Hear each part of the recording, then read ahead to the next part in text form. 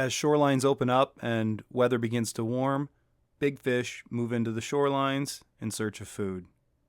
Balanced leech patterns are a great way of attracting them. This is the balanced Burgundy, a one-material fly that really attracts fish in the spring. Here's how you tie it. We're going to start off with a specialty 90-degree jig style hook, a Daiichi 4660. This is a size 6. I'm also going to use a nickel-plated bead on the front side of this hook. So I'm going to put the bead in the palm of my hand with the small hole pointing up. Insert the point of the hook into that small hole and let it run right onto the hook shank. Super easy. After you've pinched the barb and firmly planted the hook in your vise, grab some .025 lead wire to create a little more weight on this leech pattern. I like to get enough lead wire to where I can hold it with both hands as I'm wrapping it onto the hook shank. I'll make touching wraps up towards the bead before breaking off that front portion of lead wire, and then I like to add a little bit of super glue at the front side of the hook before pushing that lead wire up against the bead. Once you push that lead wire up over that super glue, it's going to secure it firmly on the hook shank and it's not going to spin around and cause problems for you later. Once you push it up to the front, break off the back portion and push it down with your fingernail so there's no sharp edges sticking up to cut your thread. Next, I'm going to get a base of wine-colored ultra thread started on the hook shank. I'm going to cover all of the lead wire before bringing my thread back to the rear for the first tie-in portion of the fly. As promised, the one material used on the balanced Burgundy is Burgundy Firestar dubbing. Such a versatile material, Firestar dubbing. The original UV flash material that comes in numerous colors and can be used for almost any component of a fly.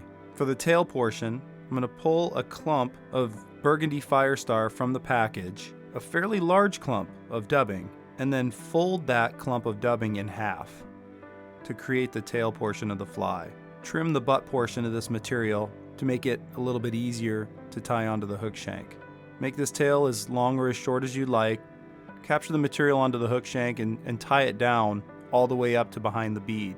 There we're going to create a dubbing loop by extending the thread from the bobbin, wrapping it around your offhand. This is my left hand. I'm wrapping it around the pointer finger of my left hand and bringing the bobbin back up to the hook to start wrapping over the top of that loop. To further secure this loop, I'm going to wrap all the way rearward on the hook shank, fully capturing that loop down on top of the hook. Once I get to the back end, the original tie-in point, I'll make a few over wraps with my thread just to further secure that dubbing loop in place, and then bring my thread back up to behind the bead again. Now I'm going to begin inserting pieces of Burgundy Firestar into my dubbing loop to create a leech body that I can brush out when I'm done dubbing the fly. So you want this dubbing loop to be fairly full of dubbing because you're going to lose some at the end when you begin to brush it out. My dubbing loop noodle is going to be about 3.5 to 4 inches long. That will typically ensure that I have enough dubbing to get up behind the bead and make a few secure wraps. Once you've inserted all of your Firestar into the dubbing loop, use your favorite dubbing loop twister and spin that loop tight before making touching wraps with that material up towards the bead of the fly. I've never found a need to brush out this material prior to wrapping it onto the hook shank because brushing it at the end works just as well. Once you get your dubbing loop firmly secured at the front side of the hook, you can trim off the excess and add a few half hitches or a whip finish.